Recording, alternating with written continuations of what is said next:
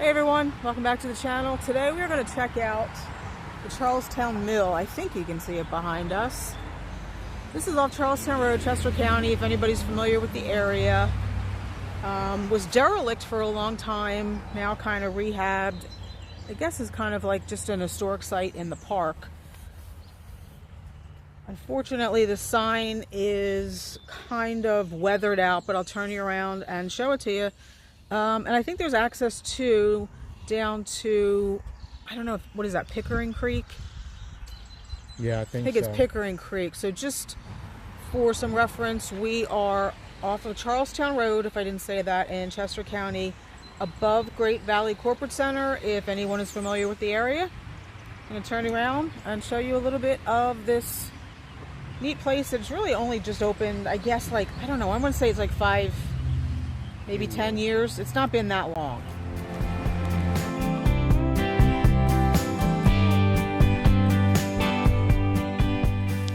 So that's the sign that you really can't see. The Charlestown Mill on Pickering Creek. I would read it to you, but unfortunately, I can't even read it. It's so bad. But here's the building. Really beautiful. Typical old colonial Pennsylvania type stone building. I don't know if you can go in here at certain times. I don't think it's open today. But here's just kind of a neat little information board. Bringing water power to the Charlestown Mill. I guess you can pause that and read it if you need to. Charlestown Mill produced or processed textiles for most of the years between 1724 and 1899. It's pretty old. You can see a detail, kind of like a site section. It says Pickering Creek was described in early records as the beautiful and never failing stream, but millers could not depend on the natural water flow alone. So obviously they had to have something to control the rate. And then 1730s, obviously all the way to the present. Yeah, and it looks like right here is the mill race. Kind of all overgrown now, obviously, but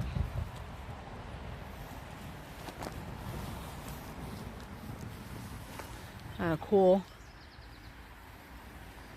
See if we can see in this cool round window, because I kind of see something in there.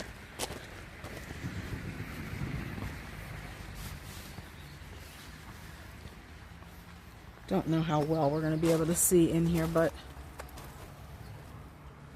yeah, not very well at all. It's kind of dark in there, but I do see some signboards in there as well. It's a shame. I wish we could go in there today. Something up here too. I thought I saw on this sign as we drove by. This was a former home site.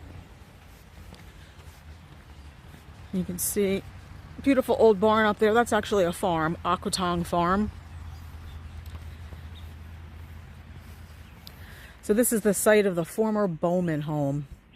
Members of the family owned the mill from 1913 until 1963. The foundation marks the location of their Italianate Victorian farmhouse, which burned in 1987. The first home on the site was a 20 by 25 foot log house built in the 1700s. That's kind of cool. I don't know. This foundation looks pretty new to me, probably just kind of built to mark the site. Uh-oh, I think I hear thunder. Is that thunder? We are battling the weather a little bit today. See the neat old doors, well, obviously restored doors. But let's go down here and check out some of the other signs they have. Obviously doing some stream restoration here as well. All the new tree plantings.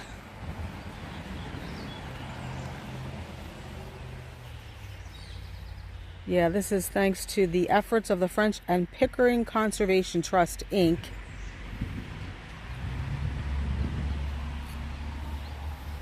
You see some pictures of an historic district bridge. Replica built in 2000. It's a replica of a bridge built in 1894. One of the many spring houses that are spread through the township, and a characteristic farm. You can see more of that infrastructure of the old mill race here.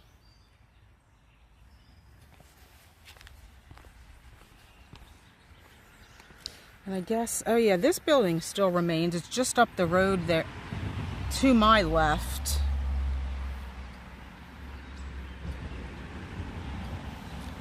Guess you can stop and read that about Charlestown Village, an exceptional example of an 18th and 19th century mill town. Yeah, that building is still here. I always wanted to go in there. It's a private residence now. I used to pass it on my way to work when I worked in Great Valley Corporate Center. I used to pass all of this stuff and always thought it was really cool, but back then it was all still derelict. And I love what they've done with the bank here. All the native plantings. Just really pretty with the native Amsonia.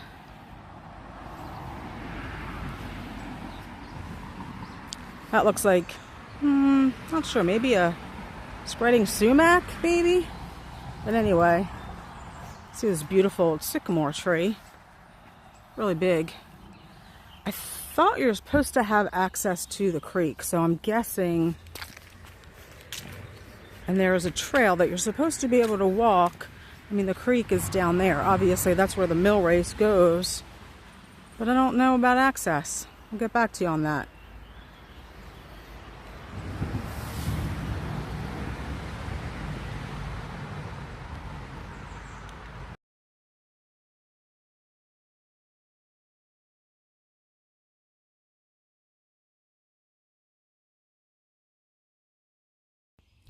So, no, we don't think any trail access here, but there is one other location that we want to check out.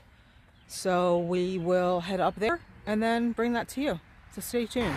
So this is the other location. This is the old Charlestown Cemetery, established 1743, used until 1864. More than 200 soldiers of the Revolutionary War are believed to lie here in unmarked graves, victim of the harsh conditions of the Valley Forge encampment from December 19th, 1777 to June 18th, 1778. Hopefully you can hear me. There's a lot of traffic on this road.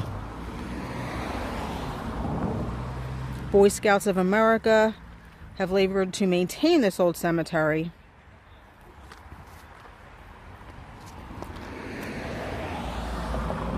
Again, I'll get close as I can,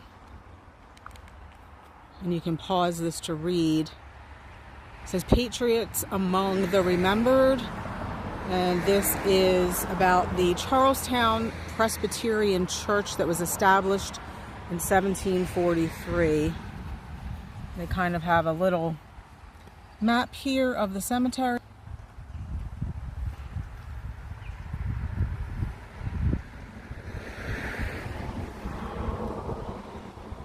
And I guess it's probably not here anymore.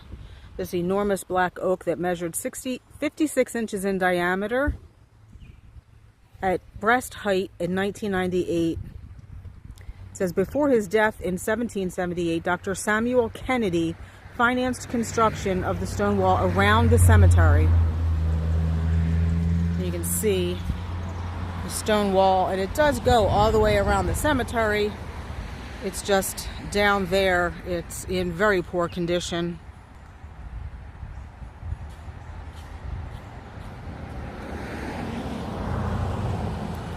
I'm guessing that's where the oak was.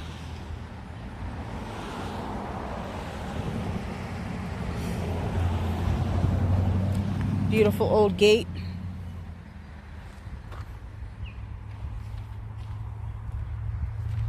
You definitely tell some of these gravestones are old.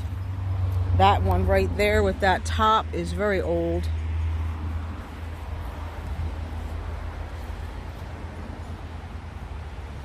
Can't really even tell that there was ever writing on there.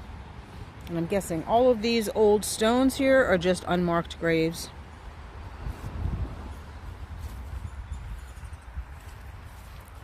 Here's a detail of the wall from the inside. Yeah, so there's a flag here, and there's just like an old stone in the ground, so you know there's tons of unmarked graves in here.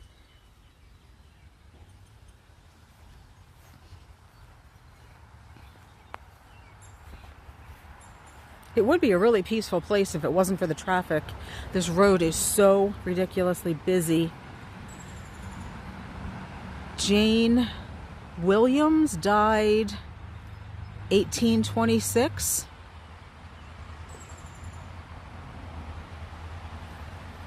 And here's another Williams, and that's dated 1829.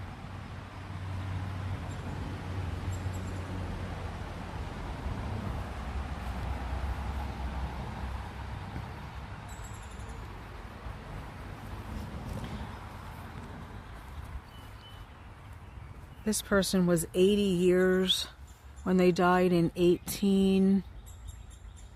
Oh gosh. So the last burial was 18... That says, I don't know, I'm going to say 1811? 18... So they were born in 17... I think that says 80 years. Wow. It doesn't say whether or not born in this country. I'm assuming they were. A lot of the times these older gravestones will say originally from like Ireland or County Durham in England when they're that old. That is the black oak. Yeah, that was the black oak. Let's go see what this big tomb is here.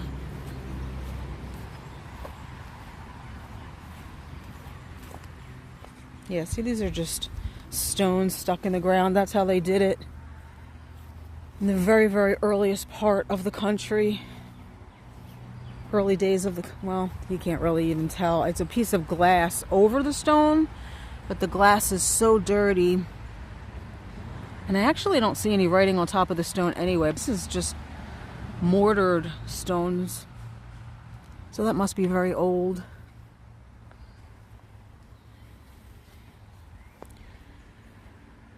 Another one, this person, Jacob Neller, died 1826.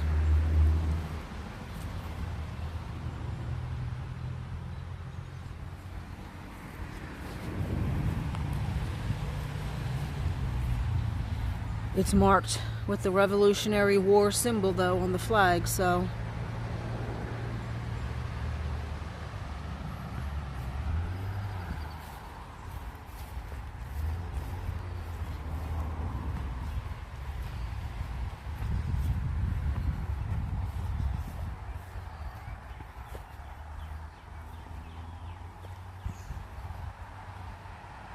Phineas Jones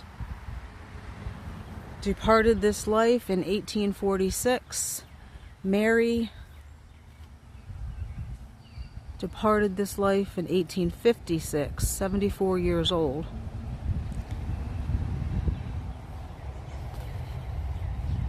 You can see some more of the wall over there, which obviously was repaired at some point, and then just at the back of the cemetery it's pretty much crumbled.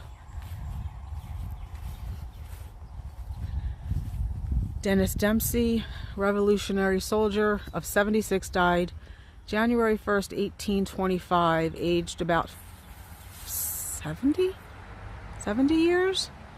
One of, oh gosh, that is really hard to read. Kirkwood's Delaware Blues. Huh, interesting. I'm guessing that was a regiment.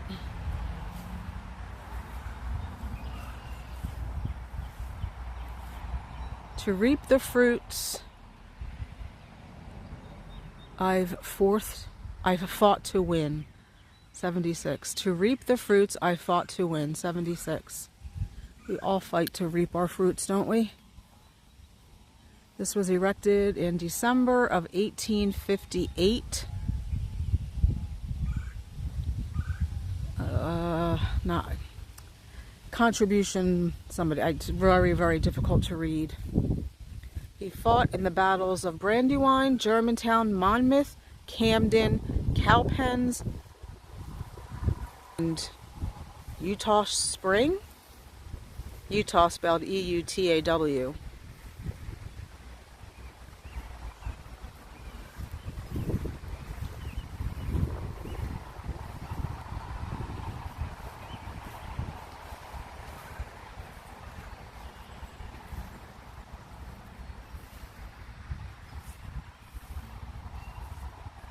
Grand Army of the Republic, so this person is a Civil War hero.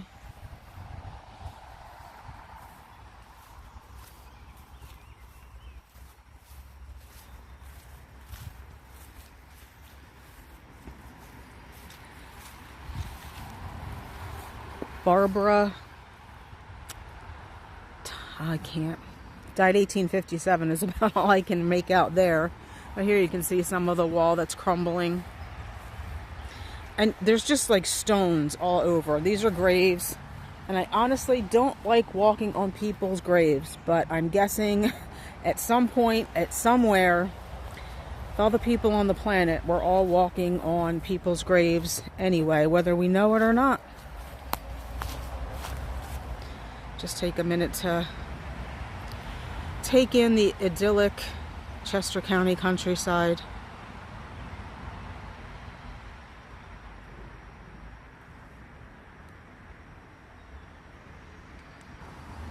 So that's going to be it for today, guys. Just a quick video of some Chester County history, Pennsylvania history, and our country's history.